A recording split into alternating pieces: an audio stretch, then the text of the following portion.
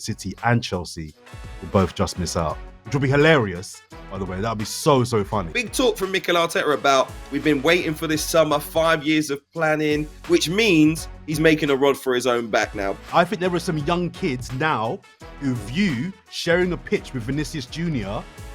higher than winning a League Cup. I had a good day. You sound like the Black Donald Trump. What are you talking about? Their crowd wasn't as big as mine. We had the greatest crowd.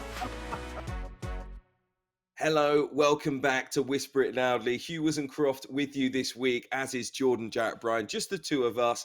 We got to start. We're recording this on Tuesday morning, so we do have to start with some, I guess, bad news, and that is Troy Townsend and Darren Lewis, unfortunately, starting their own breakaway podcast. So that means that from the foreseeable future, Whisper It Loudly is just going to be Jordan and myself. We'll go into the details a little bit later, but don't worry, plenty of great entertainment coming for you each and every Tuesday. And we're going to start with the FA Cup, Jordan. Nottingham Forest and Manchester City will meet in the FA Cup semi-final. City last won the trophy in 2023. They came from behind to beat Bournemouth. Aston Villa beat Championship side Preston 3-0. They will be taking on Crystal Palace, who beat Fulham convincingly in the quarterfinals, and Forest reached their first FA Cup final since 1991, semi-final, since 1991, by overcoming Brighton in a penalty shootout. Now, aside from the 2023 winners, Manchester City, as I mentioned, Forest are the most recent FA Cup winners, and that was in 1959, Palace bidding to win their first ever FA Cup. People love the FA Cup, the magic of the FA Cup, Jordan. That's what it seems to be all about. Are we getting a big helping of that this season? Yeah, I think we are. I mean, I'm not as in love with the FA Cup as I used to be. I think there's too much football, and I think the growth of the Champions League and the Premier League and how teams treat the FA Cup has meant that the FA Cup to them feels like it's a bit of a smaller priority. So therefore, as a fan, it feels to me like that as well. Broadcasters and time as well. Are you sure about that? As an Arsenal fan, you wouldn't take a little FA Cup this? Oh no, I would. No, hang on. That's a different question. I would take the FA Cup. I would love an FA Cup. But you're asking me as what? If you're asking me as a fan, I'm not the kind of, it's FA Cup weekend, I can't wait, magic of the cup, all that stuff. Nah. It's not something that I particularly get excited about. It has its moments, of course. But I am this year enthused by the FA Cup because as you point to, there's some teams in there that haven't won a trophy for a long time. In the case of Palace at all. Do you know what I mean? So that for me, if my team's not in it, I don't really care.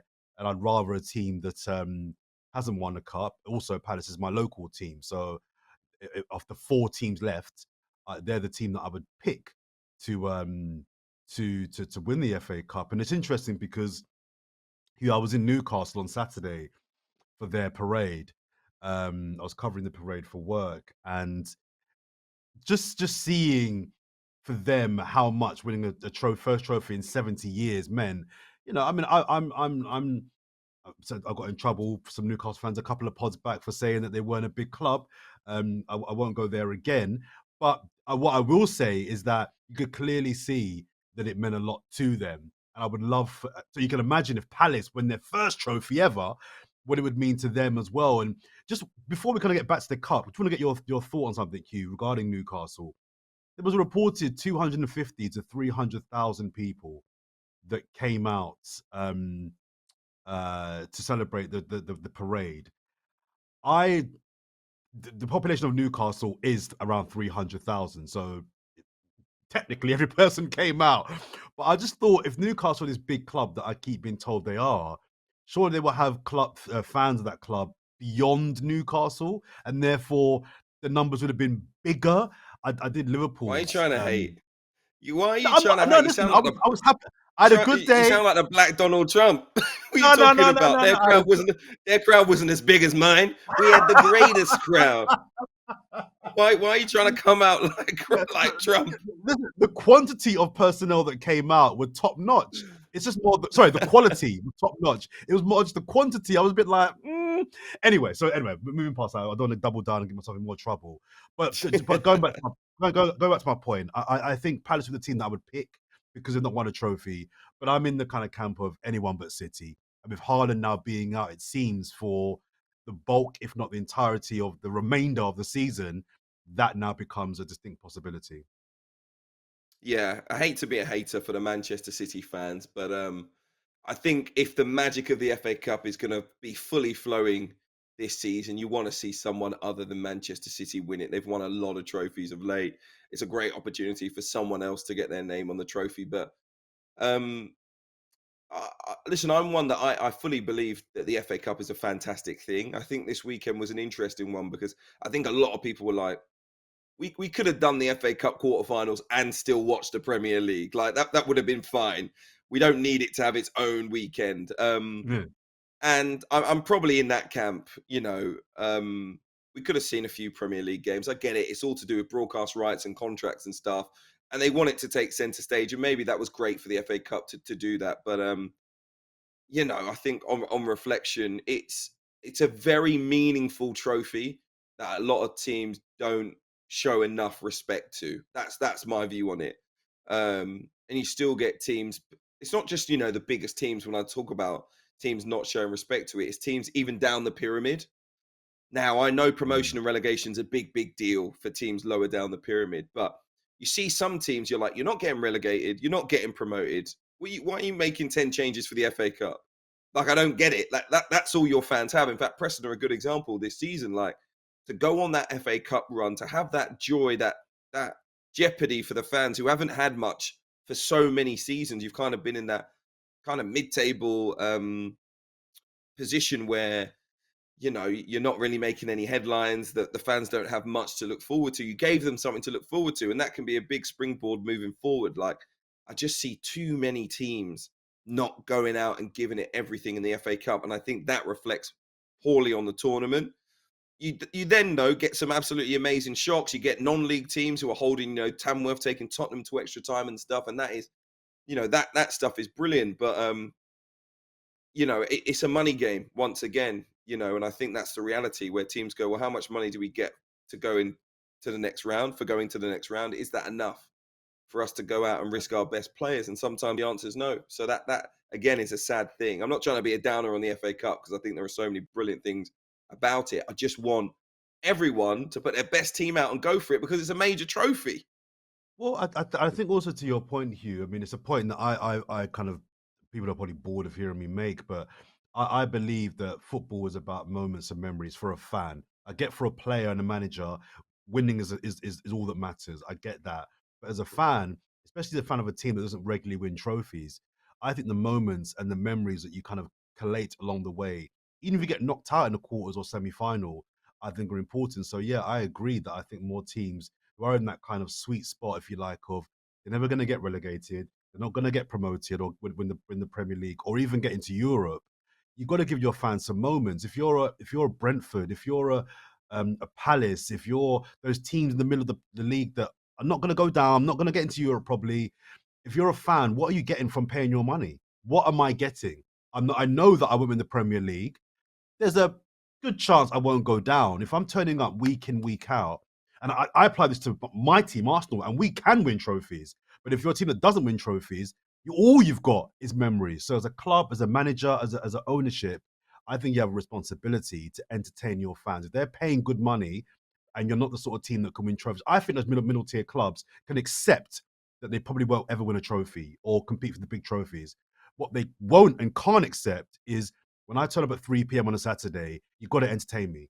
I can forego trophies. I understand we're not the big clubs with the big money. I can live with that. But you got to give me good football. You got to give me runs. You got to give me. Otherwise, what am I paying my money for? My No, view. I agree with you on that one. I agree with you on that one. And listen, the semi-final lineup is a good one for me. Because I feel like you can't call a winner in either of them. Aston Villa taking Sure. on Crystal Palace, Nottingham Forest taking on Manchester City. Those games aren't going to be played until the 26th of April. So maybe, between now and then, they've got a few weeks. These teams will find different form, good or bad, and that might affect how we view the two games. But I feel like Forest can beat Man City. That's for sure. And I'd love to see them get to a final. These games, of course, are already at Wembley, the semi finals. and then we'll see Aston Villa take on Crystal Palace, and I feel like Palace could beat Villa. Also, basically, as long as Man City don't get to the final, I feel like we're going to get a good final. Sorry, City No, fans, I once agree. again. I agree. And just quickly as well, with want to get your view on this, Forest and Villa. If you're those two managers, if you're Nuno Espirito Santos, or if you're Unai Unai Emery, Emery. are you thinking PSG Champions League? I've got to frame the next couple of weeks around trying to get through that round, or are you preparing for a semi-final? And same with Forest, are you thinking we want to try and get top three and lock off a Champions League spot, or are the next couple of games all primed around being ready to win a semi-final in the FA Cup? Nah, it's too far away to worry too much about other competitions. They're going to have the game against PSG beforehand. That's the focus. You put everything into that. If you go through in the Champions League, then it's a different consideration. But it's going to be difficult for Villa to get through, especially if PSG played anywhere like they played against Liverpool. So yeah, I think the focus. I think, listen, if you're Aston Villa, again, it's been a long time, 1996 since you won a trophy. You have to go all out to win that trophy. Mm, You're in a good spot. You're having a good season. You're in the Champions League. Okay, league position might not look great, but in terms of points, you ain't that far away from getting back in the Champions League. So you've got to give it absolutely everything. That just is what it is. Um, and the same thing with the Champions League, but I think they know it's unlikely they're going to win it. So a trophy allows you, I mean, a lot of clubs, and this is the one thing I don't like saying, like, if you get to the Champions League, it allows you to get better players. And I'm like, okay, I agree with that to an extent, but surely winning trophies does the same thing. mm, Like, why would you prefer to get in the Champions League than win the FA Cup? When, listen, that imagery of you lifting that trophy goes around the world, and players say, I want a bit of that. mm-hmm, Like, the images of you getting knocked out possibly by Paris Saint-Germain in the quarterfinal of the Champions League, it's like, cool. You got far in the Champions League. Players will look at that and say, yeah, join Villa and I'll get in the Champions League and I'll get to play against the best. But really, they're thinking, and if I do well in the Champions League, I can go and play for a club that could win it or a bigger club. Do you see what I mean? It's like, I mm, want to go to Aston Villa and win things. I honestly, as fans, I think we disrespect players a lot by thinking that players just want to be in a big competition. They want to be in the big competition, yeah, but they also want to win trophies. If you go to Aston Villa, it's not to play Champions League, it's to play Champions League and win things, especially if you're choosing them over another big club. Like, mm. we almost make out that someone says to me the other day, oh, it's a different generation. Maybe you're talking about fans here. Do you honestly think a 21-year-old's playing football not to win trophies? Oh, I just want to be in the Champions League. No, they want to win trophies, bro. Of course they do. They know football's Mm. about winning because they're winners. They wouldn't make it to that level if they weren't winners, unless they were pissed off when they lost football matches. So let's give them some I, respect. It is you, about winning trophies. I'm largely with you, but it wouldn't, and I don't know this to be true, but it wouldn't surprise me, Hugh, if there was a 19, 20-year-old academy kid coming through at I don't know, a Brentford or I don't know, any team, right? Who, if you ask the question, would you rather be in the Champions League running up against Lewandowski, Lamau, um, the best players in European football, or win a League Cup? That some of those 19-year-old kids would say, I'd rather be on the pitch with Lamine Lamau. I'd Yeah, rather but be on the again, pitch with. let's not That wouldn't disrespect young surprise me. people. Yeah, but let's not disrespect young people. It wouldn't surprise me if a 30-year-old said that either. You know what I mean? Like, it wouldn't surprise me. But my point is, I think they all know, whether they're young or old, that the things that they want to talk, and this is the thing that I stress all the time. These guys want to show their medals to their kids and their grandkids and their great grandkids. They know that their career is not going to last forever, whether they're 19, 20, 21. And they know that the thing that goes down in history, the thing that when you walk back into your old football club that you used to play for, the thing that people are going to talk about in 40 years, when I go to Aston Villa, when I go to Nottingham Forest, you think these guys are talking about the years that they were in Europe or the trophy, lifting the Champions League, No, but European no, but Cup no, at but, the time? no, That's but what that's the makes reason. you a legend. No, but that's what makes you a It, it, legend, it does, winning it things. does, it Winning does, things. It does, but this is the reason why I specifically said 19, 20-year-olds, because I again, I don't know this to be factually true, but I could believe that there is a 19-year-old that rather tell when he's older, his grandkids, I shared a pitch with Haaland, or not Haaland, they're in the same league, but I shared a pitch with Mbappe rather than I want a League Cup. I think there are some young kids now who Mm. view sharing a pitch with Vinicius Junior higher than winning a League Cup. And in a way that I don't think, if you're 30 years old, I don't know many 30-year-old players that would say that. Well, I think there are some younger players now, the generation coming through now, it's almost a trophy. It's almost an achievement in of itself. I'm on the same pitch as Bellingham. Are you mad? Or a League Cup win 2-0 against Wolves. Do you know what I mean? Okay, Me listen, personally, listen. if I was a player, give me the trophies. And I think the majority of football players, trophies first. But like, let's not be naive here and think that some of these younger dons, No, no, no, some no. of these But I need guys to be support clear. players before teams.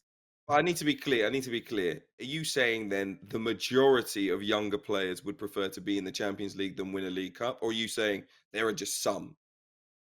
Yeah, I don't. I think there are some younger generation players Okay. that follow players. They support I can players before teams. I You can know what I agree with mean? you on So that, but for them, I it's a wouldn't. trophy to be on the same pitch as Mbappe. That's a trophy to Yeah, some young players. Like, I, what? I I've I got a agree. photo with Mbappe. I agree with you on that, but I'd say they're the minority. I'd say they're the No, no doubt, minority. no doubt, no doubt, no doubt, Yeah, no I'd say doubt. they're minority. Well, listen, long way to go in the FA Cup. We'll cover it all here and whisper it loudly very shortly too. When we get round to it, we want to look at the run-in next in the Premier League in particular because it's very tight.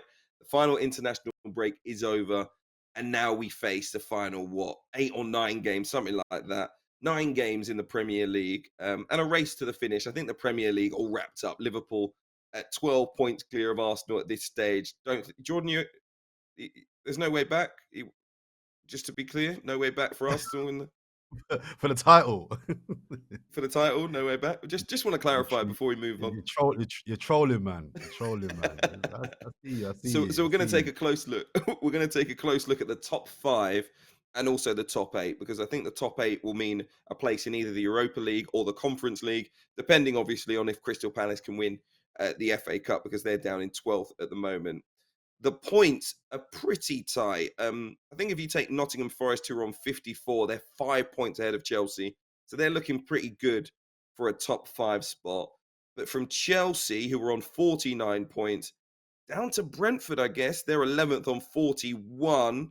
There's just an 8 point gap. If you take Chelsea in fourth, down to Villa in ninth, that gap is just 4 points between, six clubs. So there you go. Very tight indeed in that group. So let's focus, I think, on that group. We're happy with Nottingham Forest. Let's just get them out of the way. Do you think they'll finish in the top five, Jordan? I do. I do. Yeah, I think they've got Yeah. enough momentum, and I think they'll. I think they'll secure enough points to bank a top five spot. So yeah, I think they're in. Yeah. Next 5 or 6 games, pretty important for Forest, but they have looked good. Manchester United, midweek, they're going to beat them. They're away at Aston Villa. They then got Everton, a resurgent Everton, but they're at home to them. They go away to Tottenham, Manchester City at home. That will be in the FA Cup, of course. And then Crystal Palace, Leicester, West Ham, and Chelsea on the final day could be very interesting indeed. But Mm. again, Forest at home for that one. I think you'd make them favourites. So I'm happy to put Nottingham Forest in our top five. Behind Nottingham Forest is Chelsea, who have a big game on Thursday night at home to Tottenham Hotspur. Haven't been in great form at all. They are going for the Conference League title, but they can do that with their B team the way they've played so far this season. Still, they haven't been great. So after the Spurs game, they go away to Brentford. It's Ipswich at home, Fulham away, Everton and Liverpool both at Stamford Bridge. And then the final 3 games for Chelsea could be where it's all defined. They're away at Newcastle, they host Manchester United, and they go away to Nottingham Forest. And then, sorry to cut Will you, they but make it? before the Newcastle game, they're at home to Liverpool. Do you know what I mean? Yeah, Now Liverpool could be on the beach yeah, by that point, so maybe Liverpool, maybe playing Liverpool now or that point anyway is a good thing. But yeah, still, that's it'll be the true. champion. You know what I mean? So that the last 4 games, Yeah, that looks techie. That looks techie for me. yeah. They apparently will have Nicholas Jackson back, and I think that's kind of hurt the Ooh. team. It's not about his goal scoring. It's about the other players around him function very well when he's there. That's true. Particularly Cole Palmer, whose form's dropped away. The other wingers' form seems to have dropped away because Nicholas Jackson, whatever you make of him, he works tirelessly. He does a lot of the legwork that you expect a Premier League centre forward to do, and it enables the platform for other forward players to perform. So if they have him back, I think it's a big, big boost. But Enzo Maresca, who I'm a fan of, he just needs to get more control over games. Their defense hasn't been great. The recruitment there hasn't been great. And I think they're just tailing off come the end of the season. I'm tempted to say they won't be in the top five, to be perfectly honest. But then it's hard to think of who else will. Maybe they'll scrape over the line. Do you put them in? No, I don't. I think positionally where they are right now is nice, but I don't think they're going to amass enough points between now and the end of the season to kind of hang on to that. There's a couple other teams that I think are going to overtake them. So I think Chelsea are going to miss out, and I think that is a massive, massive hit for Chelsea because being in the Europa League conference for them is bit of an embarrassment anyway. I mean, if they don't win that and don't get top five, wow. I mean, that's a shocker. But for them to not be in the Champions League 2 years in a row, um, I think is a real big problem. They've spent a lot of money. You know, the Cole Palmer thing. I know he's locked into a 25-year contract, but he's going to start getting itchy feet if he has to. That'll be 3 years in a row, no Champions League football for someone like Cole Palmer, and that for me is not acceptable. So I think there are massive implications there, and I'd even go as far to say it wouldn't surprise me, Hugh, if they pull the trigger on Maresca. It really would. I think he's got to get top five or Europa League minimum to keep his job. I think it could get to that point. They spent a lot of He's money, getting and Europa I would. League. He's getting Europa League. Sorry, as He's in getting Europa League Europa League. conference. I'm sorry, I meant Europa League conference. Oh, win the title, win that trophy. Win Yeah. that, yeah, yeah. Sorry, um, Okay. uh, and it wouldn't. I don't. It might not happen, but it wouldn't stun me if he didn't win the Europa League conference, didn't get top five, and he was clearing his desk come the end of the season. There's a big outlay there, so I Here. think in regards to top five, I don't think they're going to make it, which is an issue. Um, Yeah. Yeah. I'm looking at the fifth team. Sorry, I don't. You were going through them in order, so I'll let you and carry on through them. Well, Yeah, just Chelsea. Manchester City are next. Listen, I tend to side with you that Chelsea might slip out, although there's a part of me that thinks it could be just, very just, because their fixtures, they look tricky at this point in time, as you mentioned. Even that Everton game looks pretty tricky, even though it's at Stamford Mm. Bridge. Man City's running looks fairly nice for them. Yeah, Leicester away at Manchester United. They've got Crystal Palace at home, Everton away. Um, They'll then the next Premier League game faced Aston Villa at home, although we don't know when that game will exactly be because it's being moved because of their FA Cup game. At home to Wolves, away to Southampton, at home to Bournemouth, and away at Fulham on the final day. Now, the problem is that they haven't found much consistency, but on their day, they should win two-thirds of those games. they should, and they probably will. As mentioned, Haaland being out, I think is you'd rather Haaland than not, but I don't think it'll be as big an issue as many might think it will be. I think Mamouche will score some goals. I think that his fluid play might actually benefit City. They're going to wind down De Bruyne. I don't know how much games Silva will get. It wouldn't surprise me if Pep Guardiola starts blooding a few players that he wants to play next season in this last, couple of handfuls of games.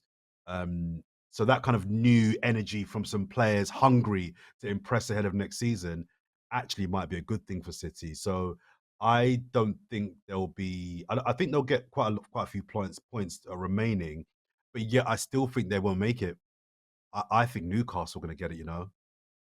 I've looked at Newcastle Newcastle fixtures. United, Yeah, Brentford at home, Leicester away, Manchester United and Crystal Palace at home. They then go to Aston Villa before hosting Ipswich, away at Brighton, at home to Chelsea, away at Arsenal, and at home to Everton on the final day.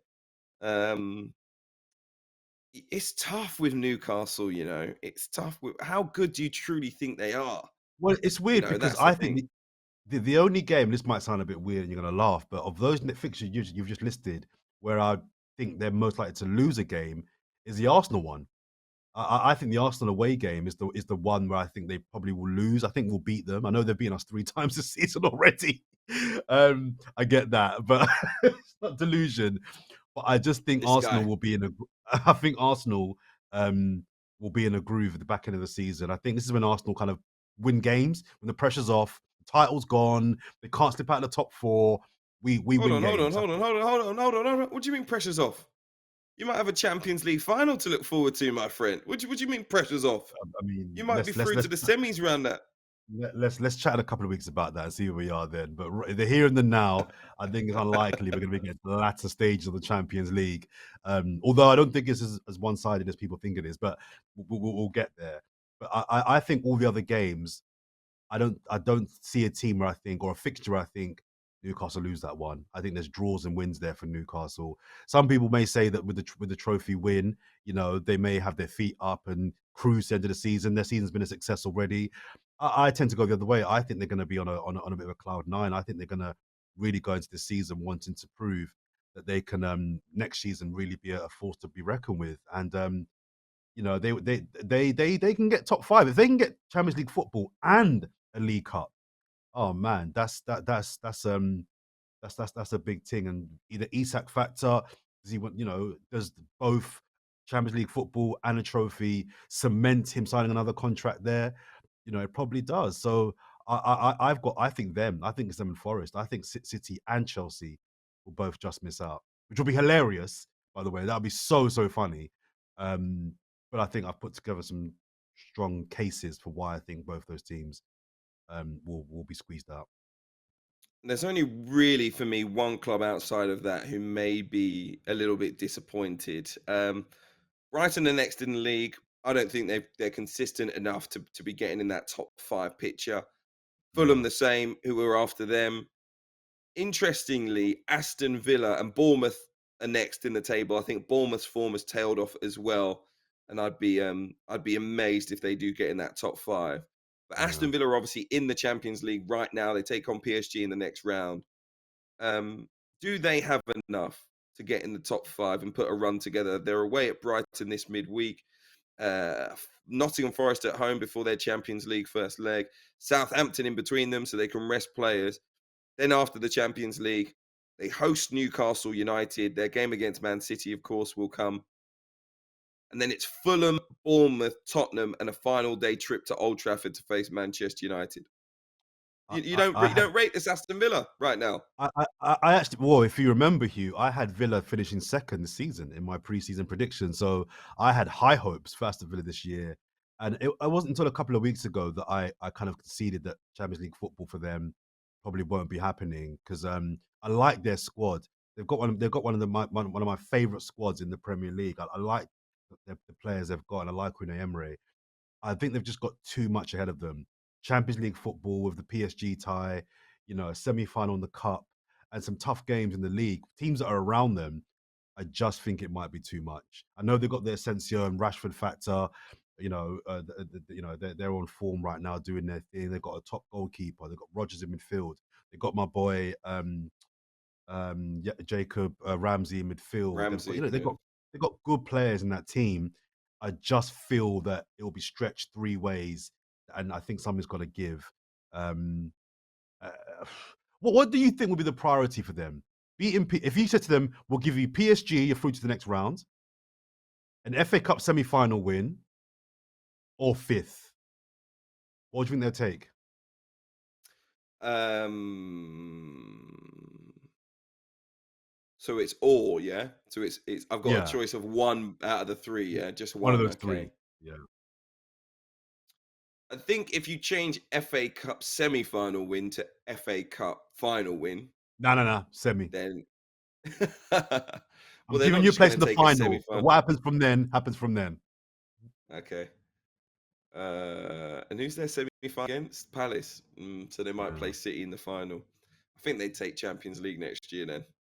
I think if you Fifth. gave them a final, yeah, fifth. Yeah, I think they take Champions League next year. A chance to go again, build again.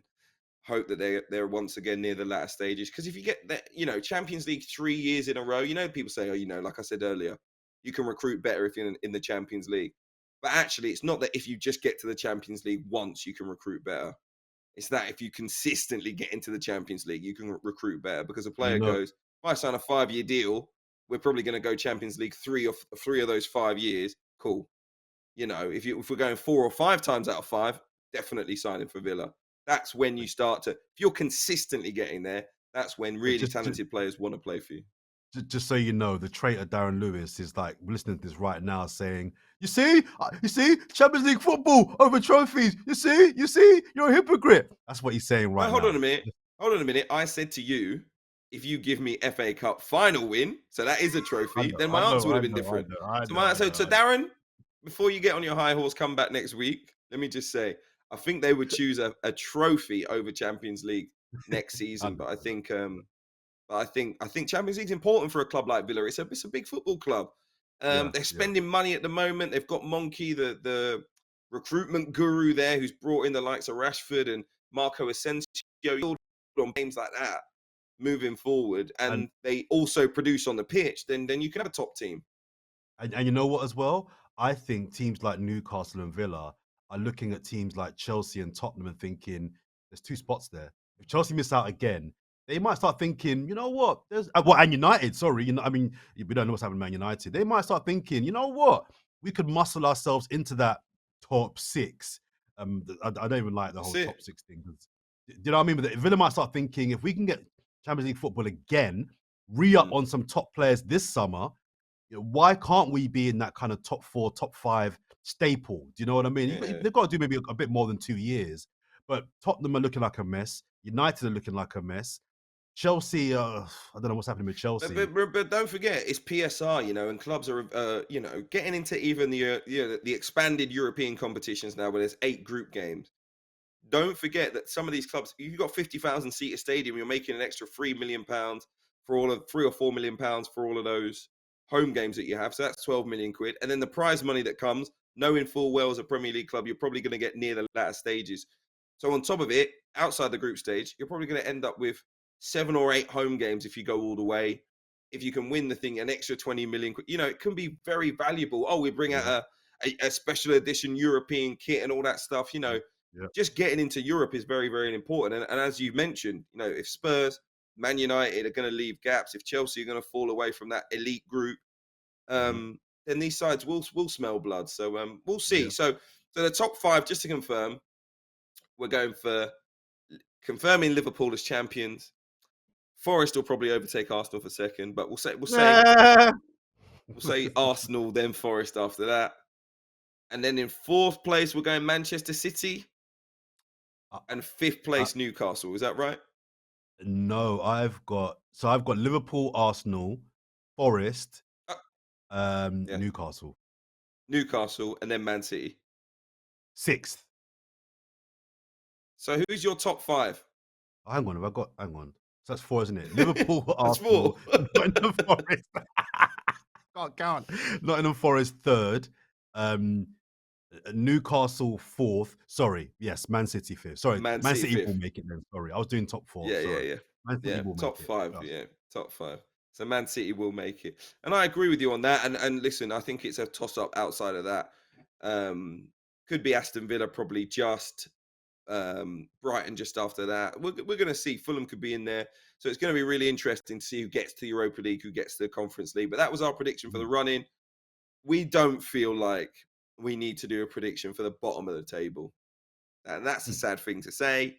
But we feel the 3 clubs that have come up, they are going to go straight down. I think there's a 6-point gap to Wolves, and I just don't see these, 17 points that Leicester and Ipswich have accrued over the course of the season. I don't see them picking up the 6-point gap that they would need, or Wolves losing all of their remaining games to mean that one of them overtakes Wolves. And also, I think we all know Southampton will already be down. At least their manager, Ivan Juric, has admitted that. So those are our predictions for the end of the season, which means Jordan's given up on the title. Even though it's not mathematically. Well, listen, let's not. You've given up. You've given up. Let's be clear. You've given up. I called it months ago. Do you know what I mean? I called it. I mean, we called it. When to we be fair, we called it. We called it. Yeah. We did call it. We did call it. October, we called it. Do you know what I mean? It was like They had a little patch in like September, and we were like, they won't win the league now because you have to be virtually perfect. Those are the Yeah, levels. To be fair, we didn't see Liverpool necessarily winning it. We thought Man City no, would come back at that stage, but it was ultimately only we knew the Darren. level. Yeah, we knew the Sorry, level that was going to be there. The level was always going to be high, and Arsenal weren't going to hit that. So there you go. Just finally on Arsenal, I might as well ask you while you're here. A lot of rumours. Listen, a big talk from Mikel Arteta about we've been waiting for this summer, 5 years of planning. I'm excited for the summer. Andrea Berta, new sporting director, which means he's making a rod for his own back now. Because if you listen, firstly, if you don't sign big players in the summer, you don't get some great names, then the anger going into next season is going to be huge. But secondly, if you do get such great players, the pressure is going to be huge on him because he will deliver some big trophies. I mean, I'd be excited if I was an Arsenal fan. I don't want to take anything away. I'd love to be in your position. Love to see that the club wants to go out and has big ambition. But it all now has to be delivered upon, doesn't it? It does, and bringing in the new sporting director Berta seems to be a positive step in the right direction. I'm not going to pretend like I'm an expert on sporting directors, and this guy's track record does look good, looks impressive. In fact, it is impressive. So I've got no reason to doubt that he will do a good job at Arsenal. Um, but I'm not gonna. Oh yeah, it's just my big thing now is just everyone just do your job. So your job is to kind of for the next 5 years plan out the sort of team we want to be and the players that you think you can bring in to execute that plan. Do your job. Mikel Arteta, your job is to win football games on the field of play. That's your job. Everyone just do their job. I don't really care about who comes in, who goes out. Everyone just do their job and we'll be fine. If some of the players that are coming in that are being rumored, I don't again get too caught up in the whole transfer nonsense as well because 9 times out of 10 players we're linked with don't end up coming. But also Arsenal are a team that are used because our fan base are very triggerable.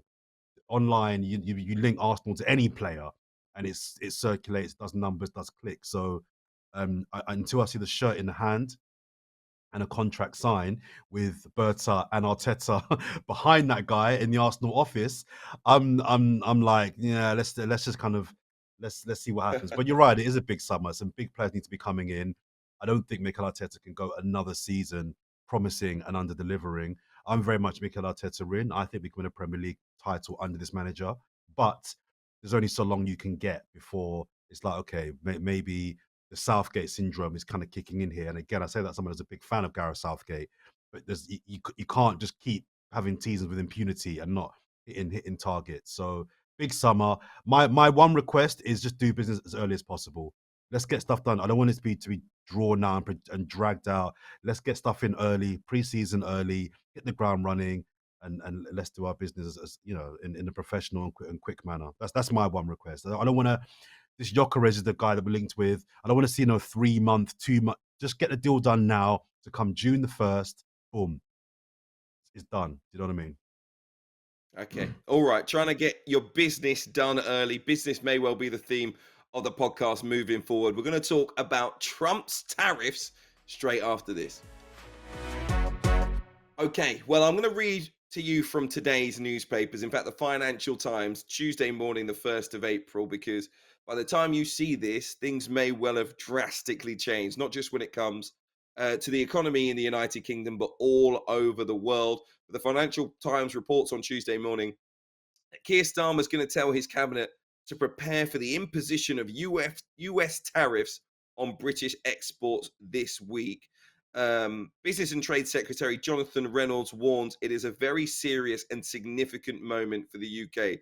Downing Street conceding it is almost certain the US President Donald Trump will include Britain in a new wave of reciprocal global tariffs on Wednesday with potentially far reaching consequences for the British economy. Starmer, the Prime Minister, still hopes Britain can secure a trade deal with the US to mitigate the impact of the tariffs, but weeks of trade talks, and probably longer, and diplomatic courtship of the president have clearly failed to produce a result. Ministers now drawing up plans to mitigate the fallout of a global trade war. Britain trying to put in place anti dumping measures which would stop Britain being flooded with cheap goods that have been diverted from the US market as well. The Chancellor Rachel Reeves has been warned by the Office for Budget Responsibility that her fiscal headroom of £9.9 billion would be almost obliterated if Trump unleashes a full scale trade war.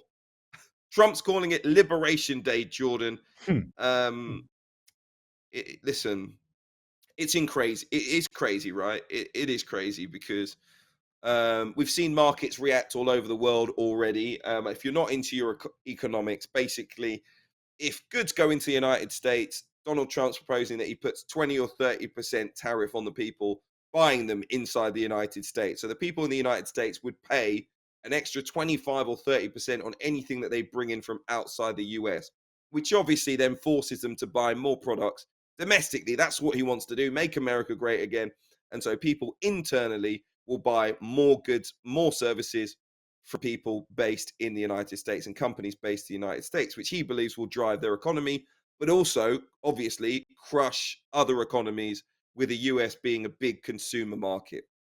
Um, which is, I guess it's his prerogative as the president of the United States. It could have, as we say, far reaching ramifications for global markets. It may not be great for the United States economy either, to be perfectly honest, because obviously, with Americans needing to spend more on individual goods, who knows? They may well spend less trying to save money during a cost of living crisis, and it may slow growth in the United States. But that I guess, is something for Donald Trump and his economists to worry about. My question over it all, is you hear Keir Starmer there looking for a trade deal, but actually, should the United Kingdom be protectionist as well? Should we be, in light of this, having huge tariffs placed on the United States and any goods that we get from them, albeit they take more from us than we take from them? Um, or should we do it not just for the US, but everyone else? Should we be acting as Donald Trump is acting? Will all countries all over the world now act as Donald Trump is acting? In which case, it almost mitigates what he's doing, because all prices rise. And so the consumer basically goes, well, I might as well get what I wanted from Europe anyway, because everything's expensive everywhere. Mm. Again, not great for consumers, not great for global markets. Should we fight fire with fire? Is it time Keir Starmer gets tough with Donald Trump? What do you think, Jordan? Well, my instinct is to say yes. As you said, Donald Trump is doing what he believes is in the interests of the American economy and American businesses. There may be some truth to that. I'm skeptical if that's the real reason, but let's go with that for now. So therefore, there's no reason why Keir Starmer can't say, well, okay, this is going to hurt my people, my businesses over here. So we're going to do the same to you. So you got to fight fire with fire. So that would be my kind of instinctive response to what Donald Trump is, we're expecting today, or whenever you're hearing this podcast this week, proposing.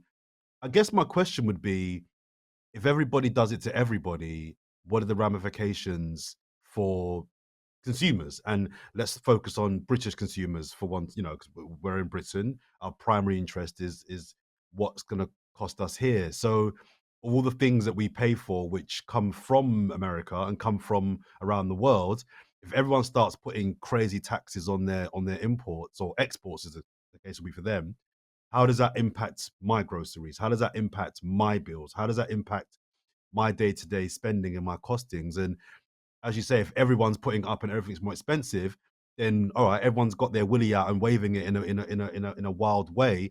But the loser, I would assume, is going to be the everyday person. That well, everyone, even rich people, are going to be affected. Because if costs have gone up for everything, then everyone's got to spend more money. But it's going to be impactful more clearly on those that have the least.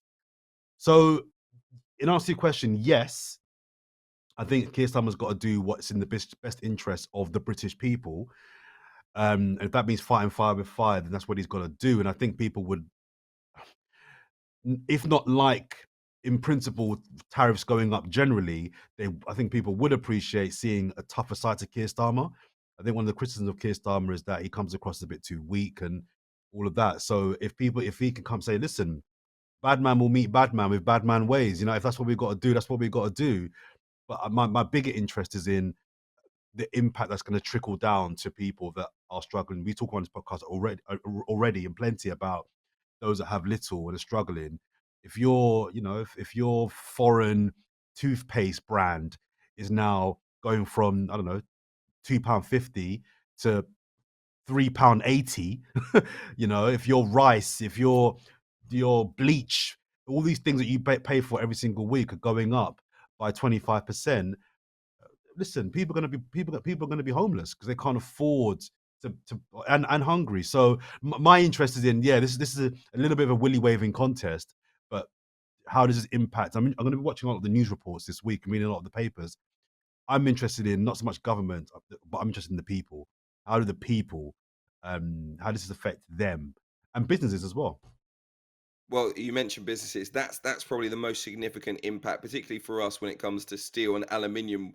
The United States is our biggest customer, basically. Yeah, So if they put a 25% tariff on steel and aluminium, um, that drives the cost up massively. And America, as our biggest customer, will then, of course, stop buying as much. So it means British people could well lose their jobs, or global companies who have steel plants here in the United Kingdom begin to close them, and they move them to the companies and the countries that do have a favorable relationship with the United States.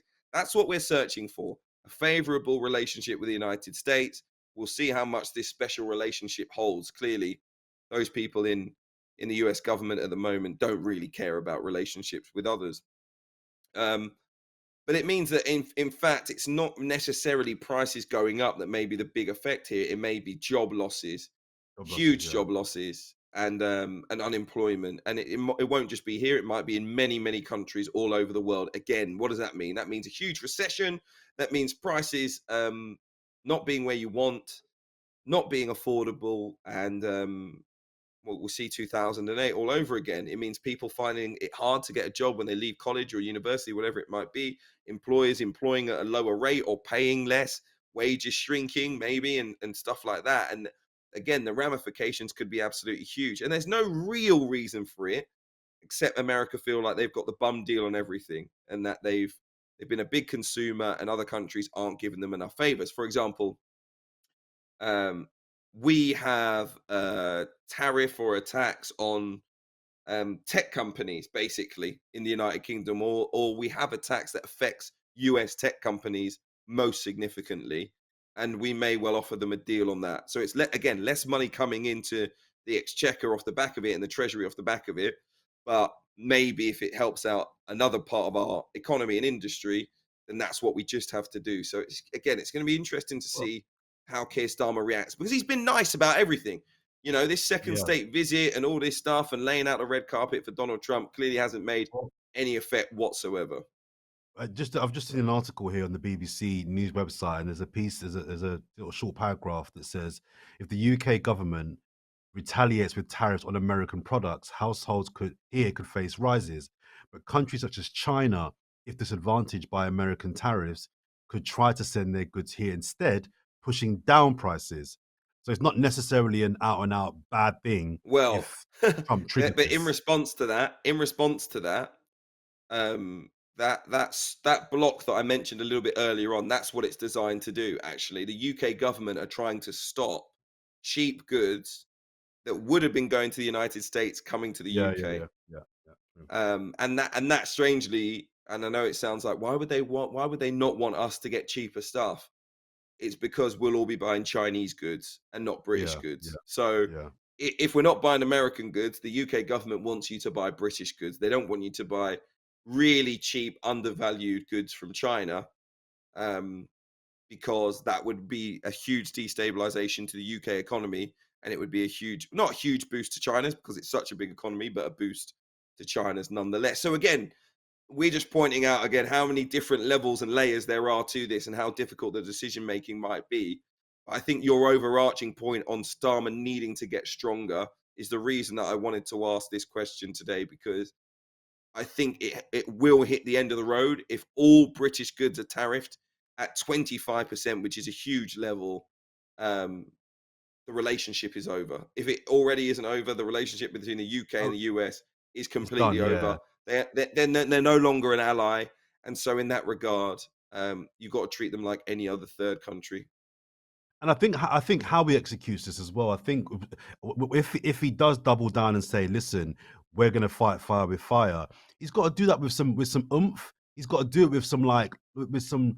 he's got to say it like, no, we're not having this. Like, you know what I mean? Like, us in America, are brethren and all that. But listen, don't. It's like me having a barber shop and me and you having a little fallout or a little ting, and then you come to the bar. It's like, yeah, Hugh can come in, but boy, that skin fade that everyone else is paying 15, 18 pound for Hugh, it's 30 pound. It's like, Yeah, oh, so what? Like, okay, is that what we're doing here? Do you know what I mean? So you got, if you're gonna act like a bad man, do it with chest. Keir Starmer's got yeah. to really let people know we're not taking this nonsense anymore. So yeah, Starmer for me messed up when Elon Musk was tweeting about overthrowing the UK government. That for me was a big turning point. They're meant to be an ally. I don't, Donald Trump's in charge of his government, but that's someone that he's brought into his inner circle in the shape of Elon Musk, claiming that the UK government, democratically elected, should be overthrown, and not just overthrown, but the United States should be responsible for overthrowing it. Like, he asked that question on X: should we help overturn the UK government? Something along those lines, or at least heavily implied it. At that stage, Starmer should have called Trump, said, "Listen, we're friends. Our two countries are allies, but no country in the world, no government minister or official is ever going to talk about overthrowing our government publicly tell your like that." boy to put a muzzle on. Tell your boy to shut his mouth and calm Yeah. down the bat. He's talking too reckless, Donald. He's talking too reckless. That's what I said to him. Listen, and it's not just that. You got to put it on Trump. Who's running the country, Donald? Yeah, That's yeah, what you have to say. You have to say, yeah. like, are you in? If you're not in, I want, like, we need to know who's in charge. So if you can't tell him to take that down and apologize, then we know that you're not in charge anymore, Donald. Mm, So it's going to say a big thing about, and that's how I'd be putting it on Donald Trump. That is exactly how I'd be putting it on Donald Trump. Now that call could be made in private. It's not that big a deal to be creating public ruction like that. But you have to understand, at some stage, you have to draw the line between your country being treated like it can be stepped all over by the United States. We're not going to go to war with the United States or anything like that, but we back them in a lot of things we shouldn't have backed them in. We should be seen as a different type of country compared to others because of the backing that that nation. These guys are always like, it weren't us.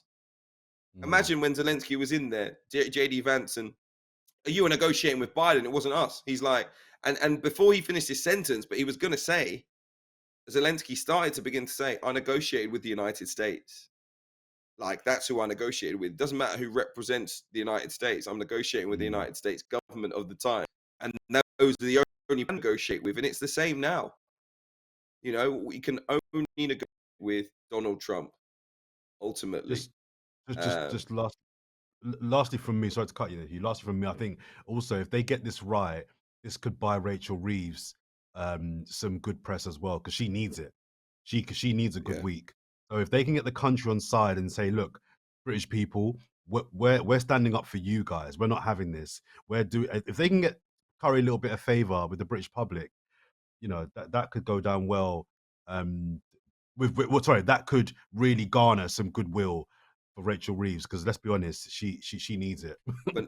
But not only that, if he does destroy the world economy and all things go haywire, she gets to blame that instead of her policies for why the Yeah, yeah, economy yeah, yeah, stinks. yeah, yeah, So it yeah, might give her a way out. It might give her a way out from what looks like a very difficult start for her as chancellor. So we'll see. We'll see.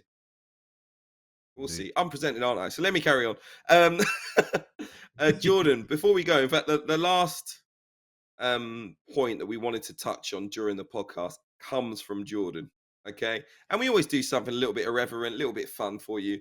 It's been quite heavy with the tariffs. So, Jordan, lighten the load for us. Yeah, so everyone will know by now this influencer, Ashton Hall, okay, American, I don't know, fitness influencer, trainer type guy. He went viral a week or so ago for a video that it seems is a paid advert from a water brand. Okay, for those that haven't seen it, he puts a video up showing how he has his morning routine. He wakes up at 3:44 in the morning, and he has this nose strap thing on to help him breathe in when he's sleeping. And he gets up, and then he looks in the mirror really seriously and intently, and then he puts his face in a bowl of water with ice and squeezes lemons, and he does all this madness before 5 a.m. right? Goes for a run. It's hilarious, but it's worked, right? Um, so I'm less interested in the kind of his video per se, but I just wondered. It's a question to you, Hugh. If you have, first of all, do you have any kind of really quirky, or what people would call quirky, rituals or routines that you do daily? But secondly, are you bored and over of these videos now being created by these influencers that this is how you lose weight. This is how you can make 100 grand. This is how you can breathe better. This is how you can fart quieter. All these things which are just like, all gain to gain followers. Yeah. How much are you over it? It's just money. It's not just followers. People are always selling something, aren't they? I have no particular routines, to be perfectly honest. If I get out of bed before 8 o'clock, I'll be lucky. That's the truth. Um, the There is a sickness, a little bit of sadness around it as well. There are so many people just trying to tell you how to live your life. Imagine being a young person, just every other video you see, this is how you should act. This is how you should act. This is how you should act. Oh, that guy that said you should act like A, you should actually act like B. Next video, the guy that said you should actually act like B, you should actually act like A. For people who aren't well versed in all of it, it's impossible to know how they should act. Mm. It's mad, and the one that comes up every couple of years is the wine one. 1 minute wine's really, really bad for you. It's really not good for you. And then a year later, an expert actually studies have shown that 3 glasses of red wine every other day is actually really good Y- for you. You know what? Those are kind of different because those are from our generation where it's like this company has produced a report saying X, and that gets reported and spoken about. Oh, and this company who've actually been funded by the people that make wine say wine's great, and this company who are like, and it goes back and forth, and they never tell you. They always go a company is, but they never tell you who's produced the report and who's paid for it to be commissioned, stuff like that. But I think it's very different on social media. There are a lot of people trying to make money by getting you to sign up for something. Oh, you can get my newsletter. It's $2 a month. They all know. Oh, if I get 10,000 people to just sign up to this thing that's $2 a month, then we're cool. And that's what people are doing. It's all about just saying to you, you can be better. You can be better in some way. You can be better. And that's And depressing. Like and what's people, funny? Well, these that's people what's funny, telling you you Hugh. can be better are no better than you. Really, there are some I, obviously who have done incredible things, but most of them haven't. yeah. And what's funny about that, Hugh, is that the people that are saying to you, if you do this, you'll be better. I reckon a lot of the time it probably makes people feel worse. It makes them Oh, worse. 100%. Do you know what I 100%. mean? Every time I look at the internet, I'm like, oh my God, my life's awful and this, that, and the other. Of course you do. And that's why children shouldn't have it, to be perfectly honest. People talk about the dangers and the harms and all that. It isn't, it's the filters where, you know, women go on and they look like they've got a full face of makeup when they haven't. Or anyone goes on and their body shape is completely different to the one that they have in real life because you can now put a filter over it that takes X amount of pounds off you and makes you look like you've got rippled abs or whatever it might be.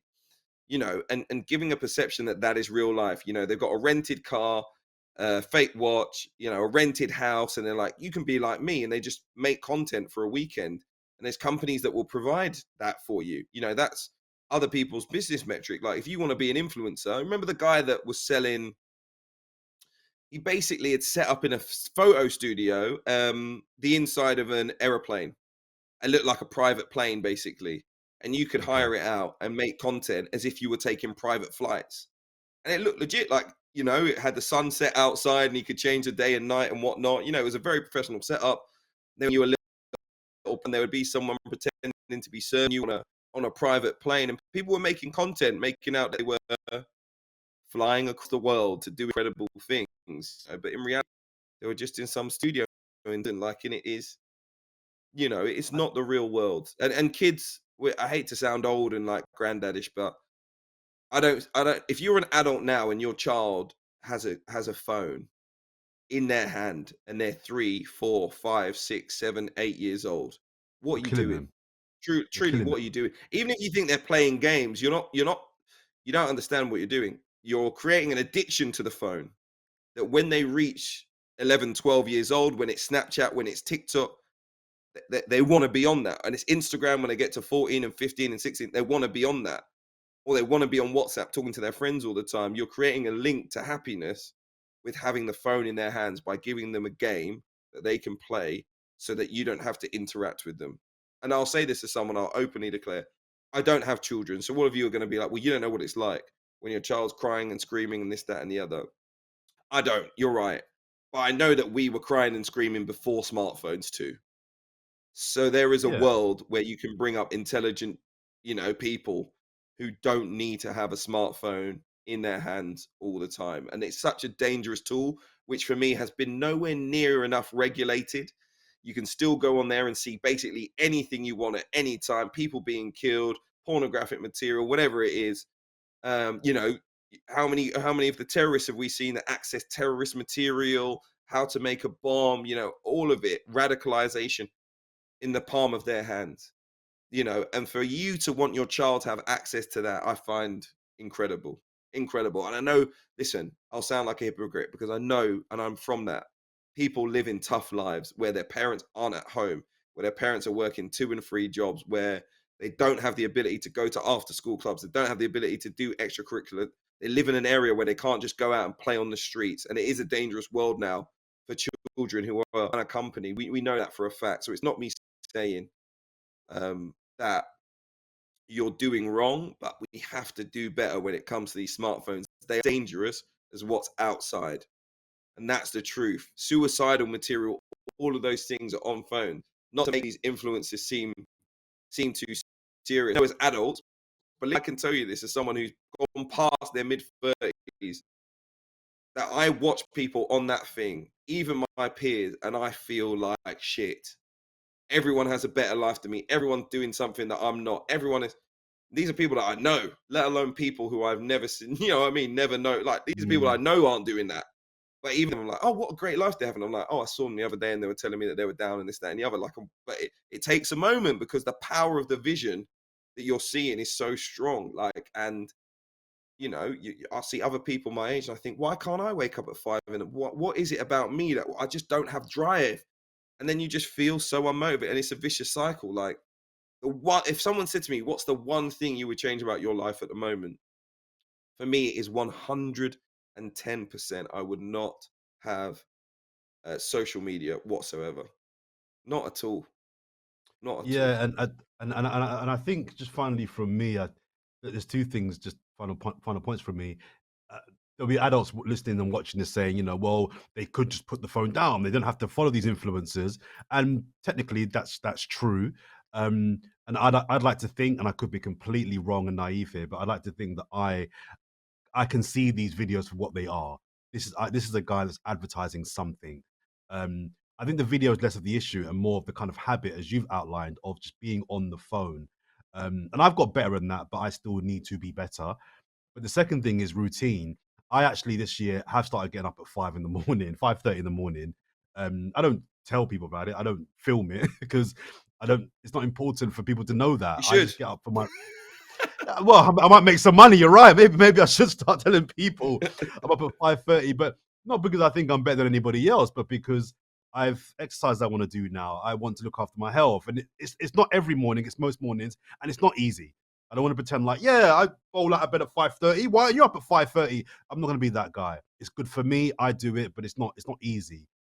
But Mm. so I don't think I have an issue with routines per se if there's a goal that you have to achieve. It's just if you use that routine to kind of make other people feel crap or take their money, that's not particularly cool for me. But I guess that's capitalism. But what I'd love people to watching, listening to this show to comment back and let us know is what their routines are. And it could be something extreme. It could be something really basic. You know what I mean? I'd love to hear what other people's routines are daily that are important to them. Even if it's just prayer. It could be prayer, it could be, I only have sugar once a day, or whatever it may be, or it could be I have to go for a run for my mental health. I have to walk a certain amount of stuff. Whatever it may be, let us know in the comments if and what your routines daily are. I'd love to hear from the listeners and the viewers. And that's it for Whisper It Loudly. Jordan, thank you very much indeed. We'll be Well, we'll be back next week. We won't go into the details, but you might have to just send a DM to Troy Townsend or send a direct message to Darren Lewis if you've got them on social media, and maybe they'll explain to you why they're not here, and maybe won't be here for the foreseeable future. But Whisper It Loudly will be back with Jordan and myself. I can absolutely guarantee you on this Tuesday morning, the start of April. Keep that in mind, and we'll be back very, very soon indeed. We'll see you next Tuesday. Bye-bye, guys.